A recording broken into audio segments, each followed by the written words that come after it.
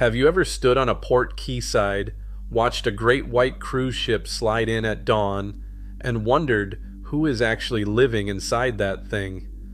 The hull is 15 decks high, the windows on the top decks are still dark, the gangway is not even down yet, and somewhere deep inside all that steel, a couple of thousand people are quietly waking up to start another working day in a country they cannot quite see, on a sea they have been crossing for months.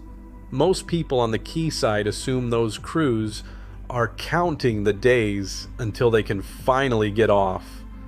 They are counting the hours until the contract ends and they can fly home and sleep in a bed that does not roll. And here is the thing.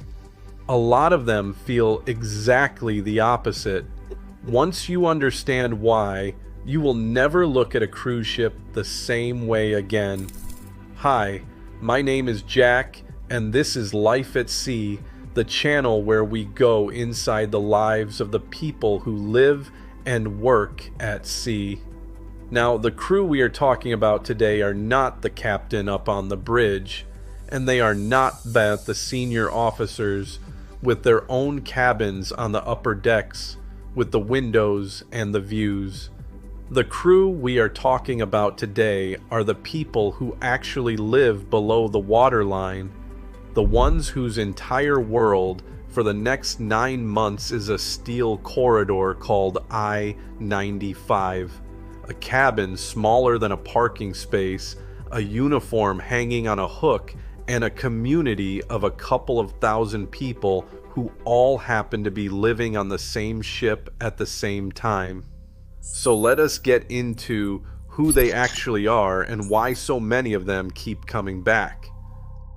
Let us start with the people who actually choose this life. If you have never been on board, you might picture a cruise crew as a kind of accidental population. People who ended up there because there were not many other options. The reality is almost the opposite.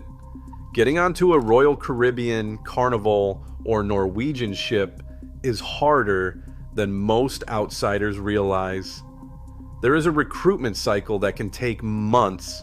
There's a standards of training, certification, and watch keeping basic safety course that you have to pay for and complete before anyone will even look at your application seriously.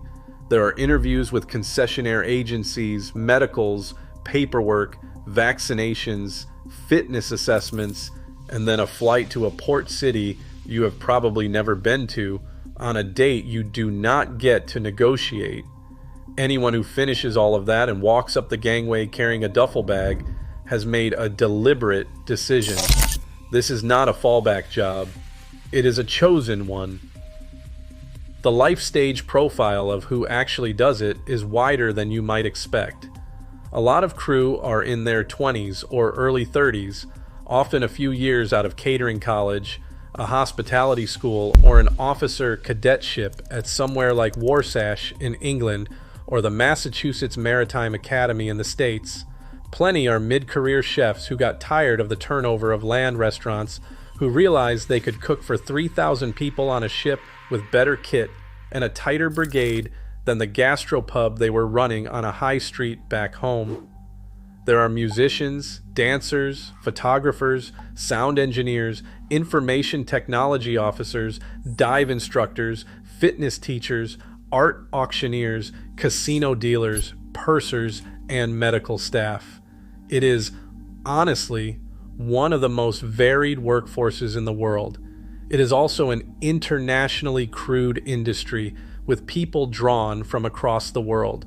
The captains and senior officers on most of the big Western fleets are very often Norwegian, British, Italian, or American. The cruise director on a Royal Caribbean ship might well be Australian or Canadian. A typical large vessel will have crew from 40 or even 50 different nationalities living and working together in the same set of decks, eating in the same mess, and drinking in the same crew bar, which, when you stop and think about it, is genuinely remarkable.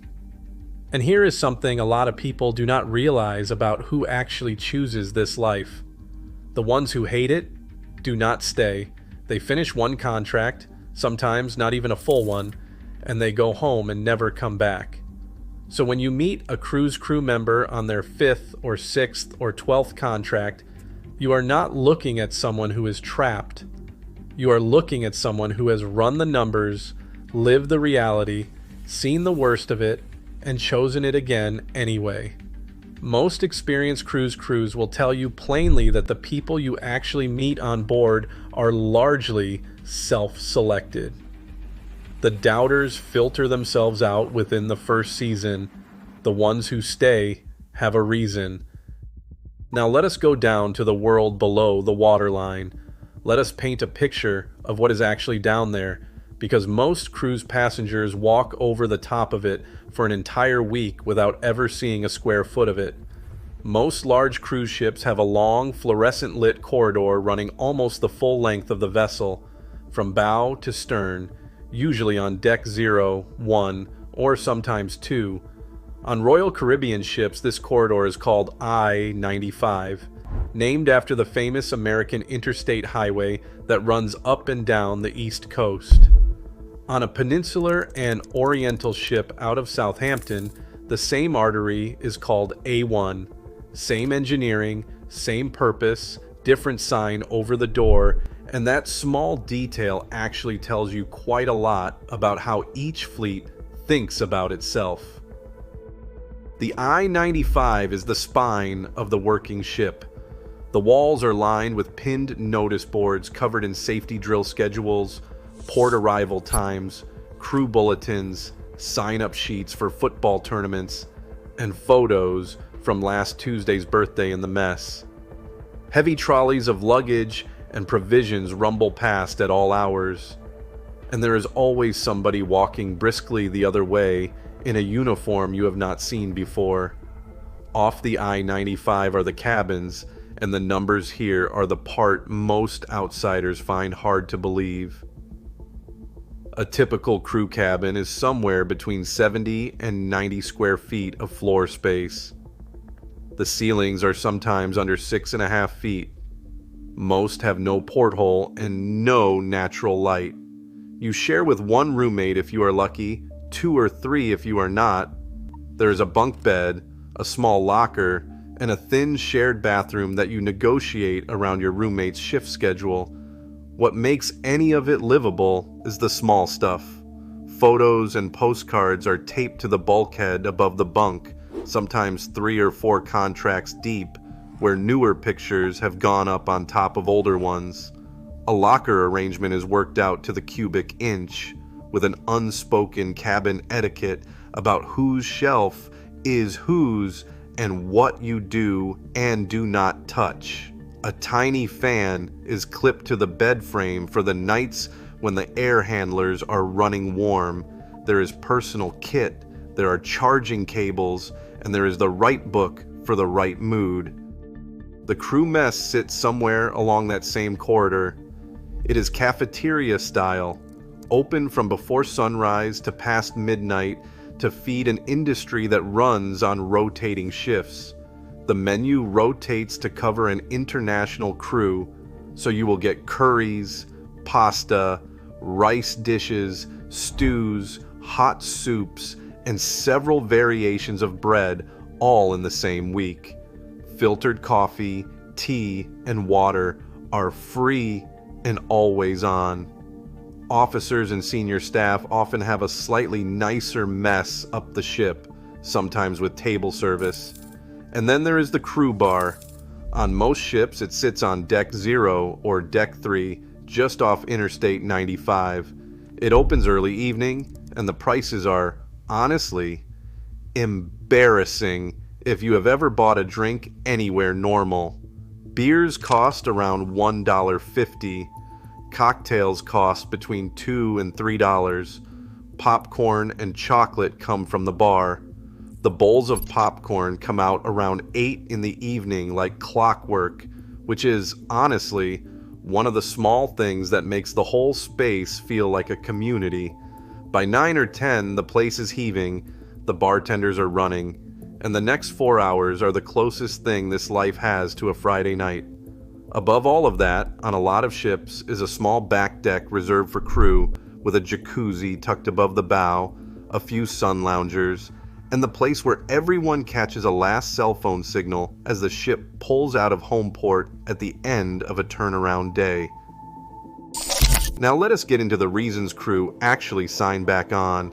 Let us start with the part that is easiest to put a number on, because it is genuinely the part most outsiders get wrong. The pay at first glance looks low. A cabin steward, a waiter, a bartender, a dive instructor, or a junior fitness teacher on a Carnival, Royal Caribbean, or Norwegian contract is typically earning somewhere between 1,200 and 3,000 United States dollars a month, depending on tips and role. Read that line on its own on a pay slip, and it sounds underwhelming. Now do the math out loud. Rent on board is zero. Food in the crew mess is zero. Utilities are zero. Commute is zero. Gym membership is zero. Personal laundry is zero. Medical care for anything you pick up at sea is zero. Uniforms are provided. Toiletries are cheap from the crew shop. Realistically, a crew member on a 9-month contract has personal outgoings of maybe $100 a month between cabin coffees, the occasional internet package, and a few rounds of cheap drinks in the crew bar. So take $2,000 a month coming in, subtract $100 going out. That is $1,900 a month landing more or less straight into savings. Over a 9-month contract, that is somewhere around 17,000 United States dollars saved. And some crews save considerably more than that. There are bartenders and dive instructors who finish a contract with 20 or 30,000 United States dollars sitting in their account in their early 20s. Then there is the tax side, and this is the part the algorithm of normal land life does not allow for. A British seafarer who qualifies under the United Kingdom Seafarers Earnings Deduction can effectively pay zero income tax on their qualifying days at sea.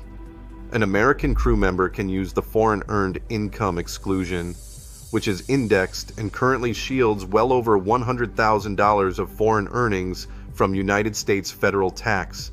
Norwegian, Australian, and Canadian crews all have their own versions of this. The math is, honestly, almost embarrassingly one-sided when you stack it next to a comparable salary on land, where rent and groceries and council tax are eating 60% of a pay packet before anyone gets near a savings account. But the money is only the part you can write down on paper. The other reasons are quieter, and they are arguably the bigger ones. Most veteran cruise crews will tell you that the real pull is the routine. You wake up in the same bunk every morning of a 9-month contract.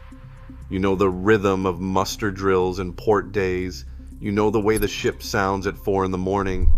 Your stuff is exactly where you left it. There's a kind of compressed, dialed-in comfort to that which is genuinely hard to explain to anyone who has never lived it. There is also the community. Friendships compress months of normal social time into weeks. There is the crew bar at 11 at night. There are cross-deck friendships that turn into lifelong ones, and sometimes into marriages. And there is the work itself. The galley pressure of a full Caribbean season is unlike anything in a land restaurant. Most veteran cruise chefs who have done a decade of contracts will tell you exactly that. The same goes for the bar teams running 400 drinks a shift, the entertainers running 2 production shows a night, and the officers running navigation through the busiest lanes in the Mediterranean. The work is real, skilled, and respected within the community that does it. Here is a brief historical note. A century ago, the sea was a working life ashore with the occasional long voyage tacked on. The crew were people who lived in port cities and came home for months between voyages. Today, for a lot of cruise crew, the inversion has fully happened. The ship is the home. The months ashore are the visit. That single shift is the modern story of this whole industry. Now, Look, let us be honest for a moment, because this would not be a life at sea video if we did not deal squarely with the other side of all this. And there is another side. It is real, and the cruise crews themselves know it better than anyone. It is worth starting with the contract grind. We are talking about working days of 12 to 14 hours, 7 days a week, with no real days off for the full 9 months. The Maritime Labor Convention of 2006 caps contracts at 11 months without a break, but a lot of crew run right up to that ceiling. The Global Maritime Forum's Diversity at Sea project found seafarers averaging 11.5 hours of work a day, with almost 90% reporting no weekly day off at all. That is not a glamorous schedule. It is a punishing one, and it lasts the full length of the contract. Then there is the family cost. They miss birthdays, they miss first days of school, they miss funerals, they watch a child grow up in patches over a video call that keeps freezing because the ship's connection has its limits. Any veteran cruise crew member who has missed a child's first steps will tell you straight that no salary covers that, and they would not pretend otherwise. There is also the mental health reality, and this is the part we have to take seriously because the industry itself does. Long contracts in a confined space, language barriers across a 50-nation crew, sometimes teams that simply do not mesh, and no real refuge if a working relationship goes wrong. The United Kingdom Protection and Indemnity Club's longitudinal data on seafarer mental health flagged hundreds of cases over a decade, including suicide cases that skewed young. Maritime Executive has reported that studies show up to 20% of seafarers have contemplated suicide at some point in their career. That is a serious number, and it is not one the industry pretends is solved. Most experienced cruise crews will tell you that the people who do best at sea are the ones who have a real strategy for staying steady, with people they trust on board and a willingness to ask for help when the days get long. The shore leave window is the other thing that has shrunk. Turnaround times in modern cruise ports are now so tight that the great old idea of wandering Barcelona for a full afternoon is mostly gone. You watch the city through a porthole, you get 4 hours of off time if you are lucky, and then the lines have to go back on. The romance of seeing the world is real, but it is smaller than the brochure suggested 20 years ago. The culture is not uniform either. A Carnival ship runs differently from a Royal Caribbean ship, which runs differently from a Norwegian, a Viking, or a Mediterranean shipping company ship. Some lines run tighter on crew welfare than others, and the experienced crews know exactly which is which. That is one of the most useful pieces of insider knowledge in the entire industry. And finally, one tiny thing that turns out to matter more than it should.